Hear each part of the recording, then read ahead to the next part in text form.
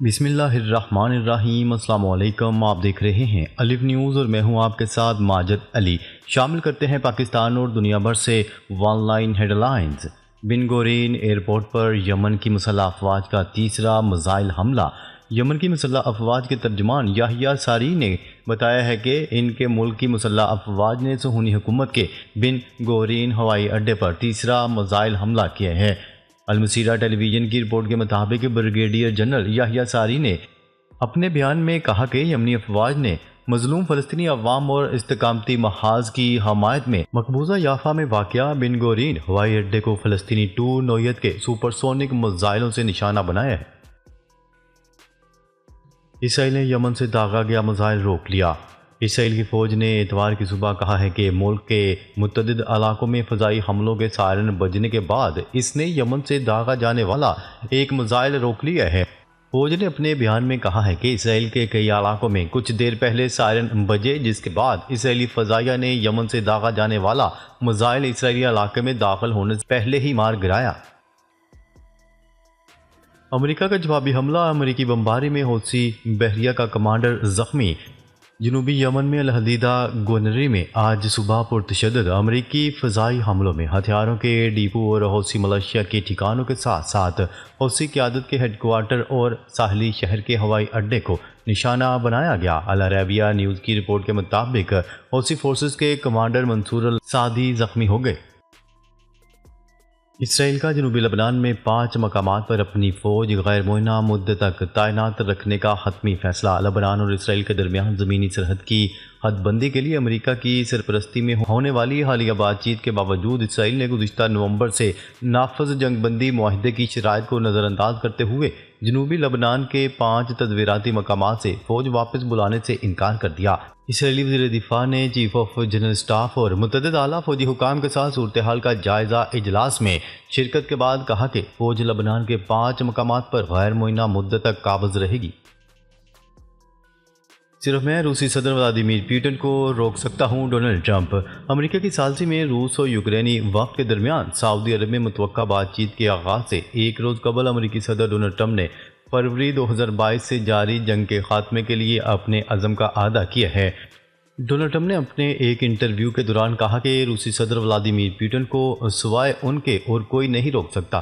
انہوں نے اس بات پر بھی زور دیا کہ میرے صدر بنتے ہی روسی صدر ولادیمیر پوٹن نے کسی اور ملک پر کوئی حملہ نہیں کیا۔ اسرائیلی فوج کا رفح پر حملہ شروع۔ تل السلطان کو خالی کرنے کا حکم۔ اسرائیل نے چند روز قبل غزہ پر اپنے حملے دوبارہ شروع کر دیے ہیں۔ اسرائیلی فوج نے اعلان کیا ہے کہ اس نے پٹی کے جنوب میں واقع شہر رفح میں تل السلطان پر حملہ شروع کر دیا ہے۔ اسرائیلی فوج کے ترجمان نے ایکس پر کہا کہ اسرائیلی افواج نے تل السلطان کے علاقے میں حملہ شروع کر دیا ہے۔ اس نے رہائشیوں کو اس محلے کو خالی کرنے کا بھی حکم جاری کیا ہے۔ علاقے میں چلنے والی گاڑیوں کے خلاف بھی انتباہات جاری کر دیے گئے ہیں۔ سعودی اور ایرانی وزراء خارجہ کا ٹیلی فونک رابطہ، خطے کی صورتحال پر تبادلہ خیال۔ سعودی وزیر خارجہ شہزادہ فیصل بن فرحان سے ایرانی ہم منصب عباس عراقچی نے ٹیلی فونک رابطہ کیا۔ عرب ٹیلی ویژن کی رپورٹ کے مطابق دونوں رہنماؤں نے ٹیلی فونک رابطے کے دوران خطے کی صورتحال اور اس حوالے سے کی جانے والی کوششوں پر بھی تبادلہ خیال کیا۔ ڈونلڈ ٹرمپ نے امریکہ میں لاکھوں تارکین وطن کی قانونی حیثیت منسوخ کر دی۔ امریکی صدر ڈونلڈ ٹرمپ کی انتظامیہ نے کیوبن، ہیٹی، نکاراگون اور وینزویلا کے کم از کم 5,30,000 تارکین وطن کی عارضی قانونی حیثیت کو منسوخ کرنے کا اعلان کر دیا۔ قطری خبرساں ادارے الجزیرہ کی رپورٹ کے مطابق تارکین وطن کی قانونی حیثیت منسوخ کرنے کا فیصلہ 24 اپریل 2025 کو نافذ العمل ہے، جو سابق امریکی صدر جو بائیڈن کے دور میں تارکین وطن کو دی گئی 2 سالہ پے رول کو کم کرے گا، جس کے تحت اگر ان کے پاس امریکی سپانسرز ہوں تو وہ ہوائی جہاز کے ذریعے ملک میں داخل ہو سکتے ہیں۔ امریکی شہریوں اور تارکین وطن کے ایک گروپ نے انسانی ہمدردی کی بنیاد پر پے رول ختم کرنے کے لیے ڈونلڈ ٹرمپ انتظامیہ پر مقدمہ دائر کیا اور وہ اسے بحال کرنے کی کوششیں کر رہے ہیں۔ امریکہ کا 6th جنریشن جنگی طیارے کی تیاری کا اعلان۔ امریکہ نے پہلے 6th جنریشن F-47 جنگی طیارے کی تیاری کا اعلان کر دیا۔ یہ لڑاکا طیارہ تمام تر جدید سہولیات سے آراستہ ہوگا۔ غیر ملکی خبرساں ادارے کی رپورٹ کے مطابق اوول آفس میں میڈیا سے گفتگو کرتے ہوئے ڈونلڈ ٹرمپ نے کہا کہ اس طیارے کا نام F-47 ہوگا۔ ڈونلڈ ٹرمپ نے بتایا کہ نیکسٹ جنریشن ایئر ڈومین طیارے تیار کرنے کا بوئنگ کمپنی سے معاہدہ کر لیا گیا ہے۔ غزہ سے 7 فلسطینی طلبہ کراچی پہنچ گئے۔ فلسطینی طلبہ پاکستان کے مختلف تعلیمی اداروں میں اپنی تعلیم مکمل کریں گے۔ فلسطینی طلبہ کا ایک اور وفد بھی جلد کراچی پہنچے گا۔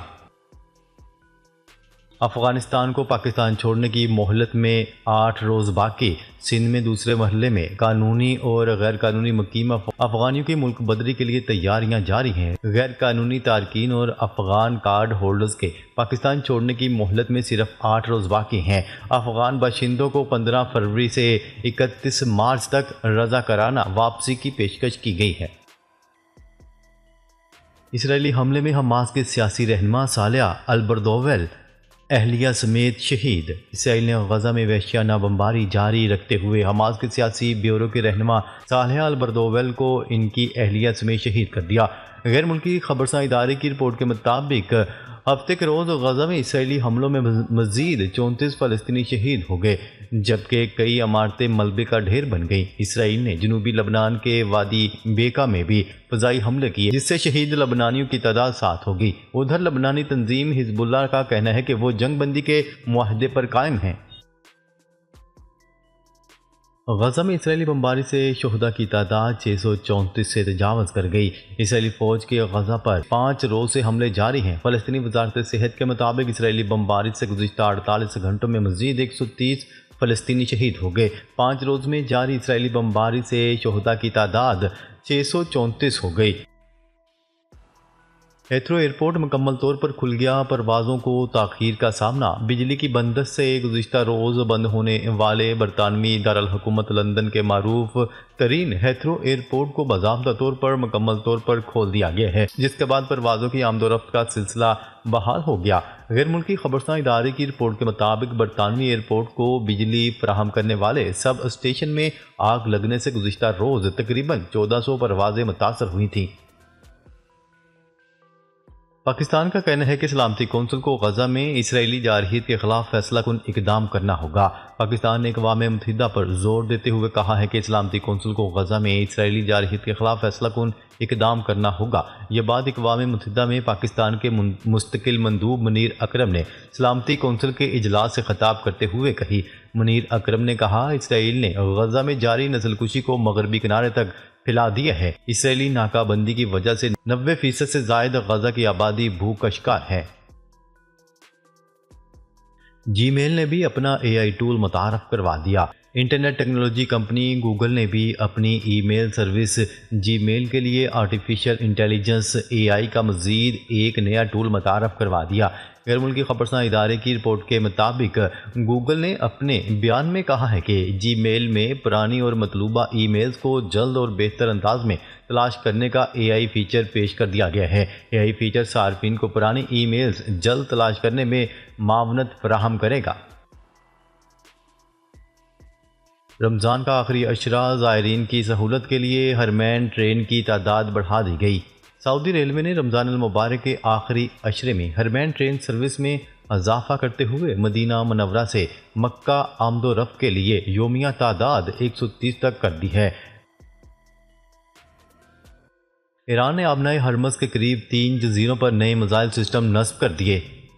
ایران کے پاسداران انقلاب نے آبنائے ہرمز کے قریب 3 جزیروں پر نئے میزائل سسٹم نصب کر دیے ہیں۔ ایرانی میڈیا کی رپورٹ کے مطابق نئے میزائل سسٹم آبنائے ہرمز کے قریب تم الکبریٰ، تم الصغریٰ اور ابو موسیٰ پر نصب کیے گئے ہیں، جو عالمی سطح پر ایک اہم سمندری راستہ ہے۔ استنبول کے میئر اکرام امام اوغلو کو جیل بھیج دیا گیا۔ ترکیہ کی عدالت نے استنبول کے میئر اکرام امام اوغلو کو مقدمے کی سماعت تک جیل بھیج دیا ہے۔ عدالت کا کہنا ہے کہ اکرام امام اوغلو اور کم از کم 20 دیگر افراد کو بدعنوانی کی تحقیقات کے لیے جیل بھیجا گیا ہے، جبکہ دہشت گردی سے متعلق تحقیقات کے بارے میں ایک علیحدہ فیصلہ ابھی تک جاری نہیں کیا گیا۔ ناظرین اب تک کے لیے اتنا ہی، مزید خبریں لے کر بہت جلد آپ کی خدمت میں حاضر ہوں گے، تب تک کے لیے اپنا خیال رکھیے گا، اللہ نگہبان۔